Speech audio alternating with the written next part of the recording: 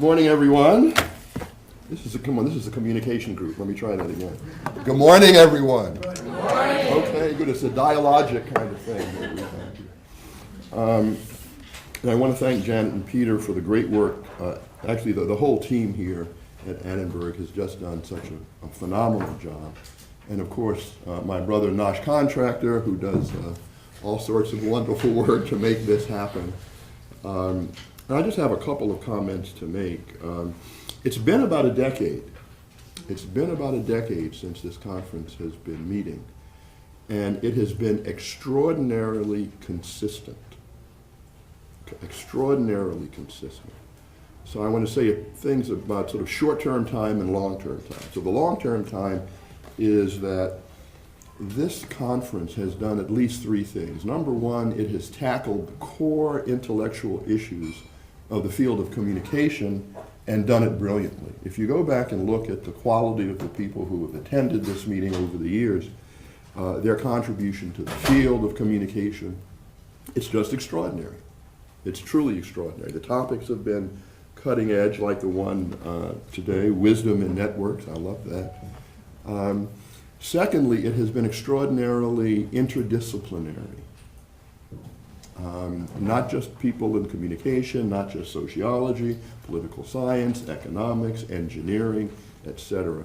And that's remarkable. The third thing that I find so compelling about this conference is that it also reaches out to our communities of practice. Depending on the topic each year, we have people coming in from community organizations, from government agencies, from the private sector, and that is also truly remarkable, in some ways ahead of its time, when this great institution, I'll call it now, been almost 10 years. And so I think that's the good news. It's wonderful. Is someone from IBM? Is that person? You're the guy. You're the guy from IBM. Hi, IBM. I just want to have a shout out. Shout out to IBM. We're doing a bunch of stuff with other branches of IBM, and so I did want to make a special shout out. So that's the great news, and I've really enjoyed this, even as being the chief bureaucrat. I do get to sneak into this conference and benefit from the comments that you have made over the years. But I was looking at a statistic this week that showed of the total number of PhDs that are awarded, I think in the social sciences and humanities. What do you think the percentage is in communication, roughly? 5%. What? That was kind of a surprise. I just thought like there were 50%. But I'm surrounded by great comm scholars all the time, so I just, fallacy.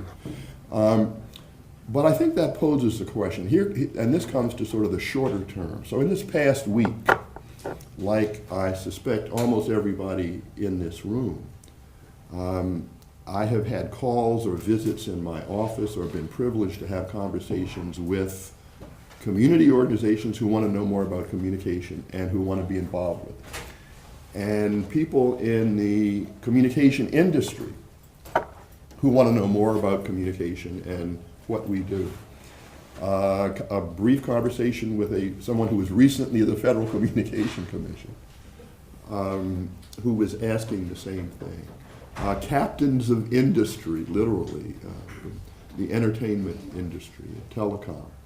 And they all want to know what we do and how they can learn from it. And so I would pose, I think, a challenge to everyone in this room.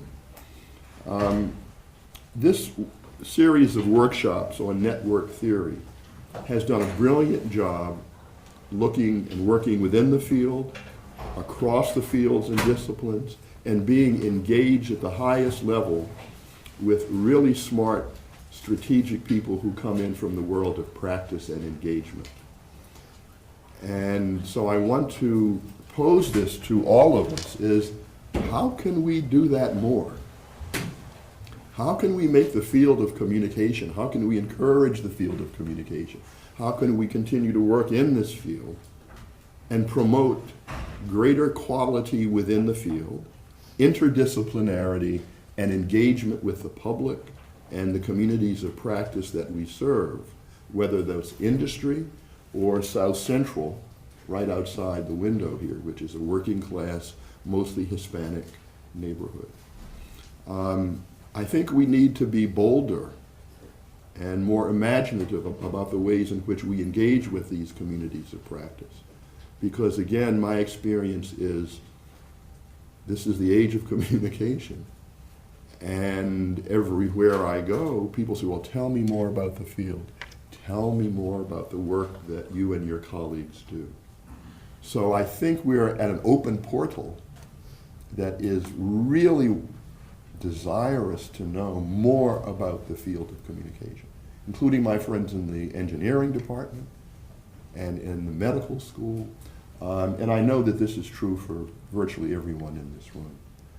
So I want to congratulate you, the organizers especially at Northwestern and USC, for the amazing, consistent, high-level work that you have done.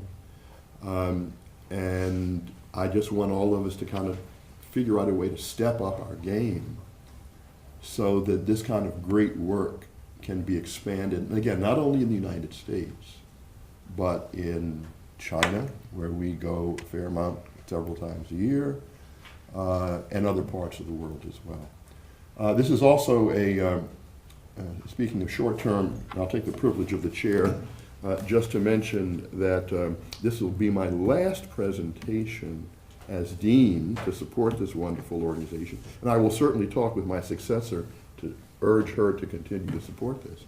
But I'm foolishly quitting my day job, and I'm going to, I think I'm setting up a startup.